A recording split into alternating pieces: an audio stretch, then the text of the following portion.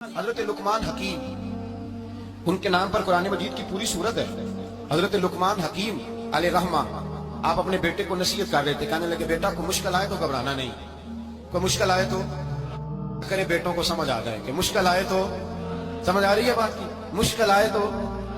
اور کیا خوبصورت جملے، بیٹے کو بٹھا کے کہتے ہیں بیٹا چھوٹی مشکل آئے گی تو اللہ بڑی مشکلات آسان کر دے گا، سمجھو چھوٹی مشکلات آئیں تو اللہ نے بڑی مشکلیں اس نے آسان کر دی۔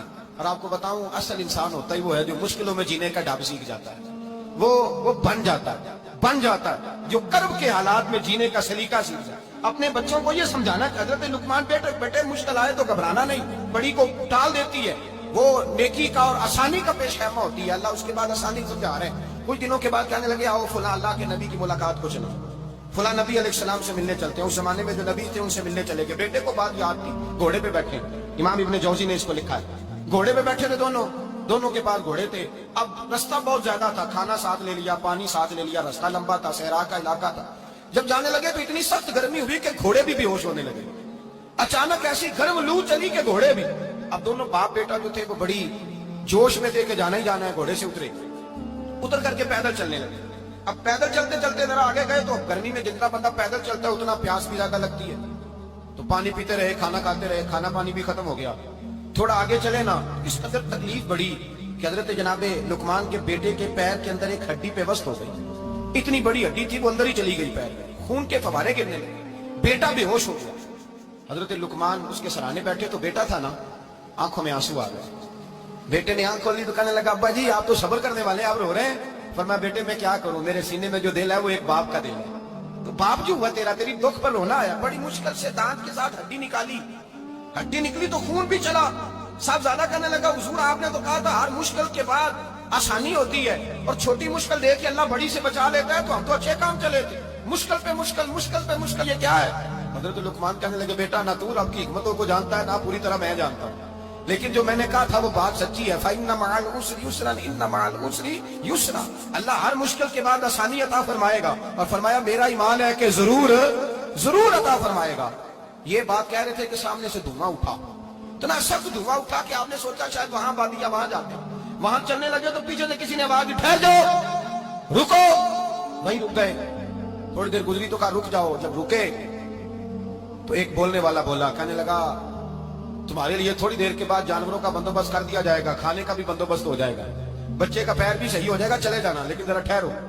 حضرت لقمان کہنے لگے بولنے والے تو کون ہے؟ تو کہنے لگے میں اللہ کا فرشتہ ہوں، میں اللہ کا فرشتہ ہوں۔ کہا اللہ کے فرشتے اور یہ سارا کچھ کیا ہے؟ تو فرشتہ کہنے لگا اصل بات یہ ہے کہ سامنے بستی پر مجھے عذاب نازل کرنے کا حکم ملا تھا، آپ بڑی تیزی سے آ رہے تھے، میں نے رب سے دعا کی کہ اللہ اس باپ بیٹے کی غلطی کوئی نہیں، مہربانی فرما۔ رب نے پہلے آپ کو صحرا میں الجھایا، پھر میری دعا کی برکت سے آپ کے گھوڑے ٹھہر گئے، پھر میری دعا کی برکت سے آپ کا پانی ختم ہوا، پھر میری دعا کی برکت سے آپ کے بیٹے کو زخم آیا، پھر میری دعا کی برکت سے سامنے سے دھواں اٹھا۔ فرمایا یہ جو تمہیں مشکل پہ مشکل آ رہی تھی، یہ تو میرا رب تمہیں عذاب سے بچانا چاہ رہا تھا، یہ جو تمہیں مشکل پر مشکل آ رہی تھی تو میرا مالک تمہیں عذاب سے بچا رہا، تم سمجھ نہیں رہے تھے۔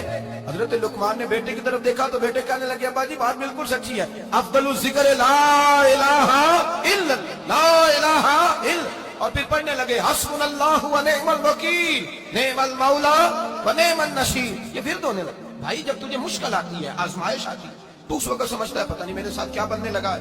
اللہ تبارک و تعالیٰ چھوٹی مشکل دے کے تجھے بڑی سے محفوظ رکھتا ہے، چھوٹی بیماری دے کے تجھے بڑی سے محفوظ رکھتا ہے۔ بلکہ میں ایک دفعہ ایک تکلیف میں، ایک آزمائش میں مبتلا ہو گیا، تو میں نے اپنے حضرت سے کہا کہ حضور سارے دکھ کٹھے ہی آ گئے، کیا کیا جائے؟ تو آپ فرمانے لگے بڑے خوش نصیب ہو، جوانی میں اللہ نے دکھ دے دیے، بڑھاپے میں آئے تو برداشت نہیں ہوتے، یہ تو بڑے وقت پہ آ گئے، شکر ادا کرنا چاہیے، اس زمانے میں برداشت نہیں ہوتے، اب آسانی ہے، ان کو برداشت کرو، ہمت کرو۔ میرے بھائی یاد رکھیں آزمائشیں تکلیفیں آپ کو بڑا کرنے کے لیے آتی ہیں۔ ہم آزمائش کو برا جانتے ہیں، دکھ کو برا جانتے ہیں، دکھ تو بڑے پیارے ہوتے ہیں، یہ رونے کا سلیقہ سکھاتے ہیں، یہ اللہ کو منانے کا طریقہ سکھاتے ہیں، یہ مسجد میں جانے کا، وہ جو سکھی بنتا ہے نا سکھی۔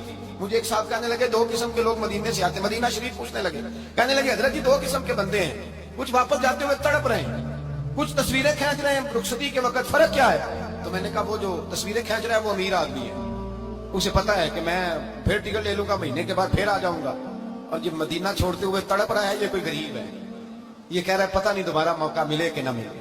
یہ دکھی ہے، یہ آزمائش ہے۔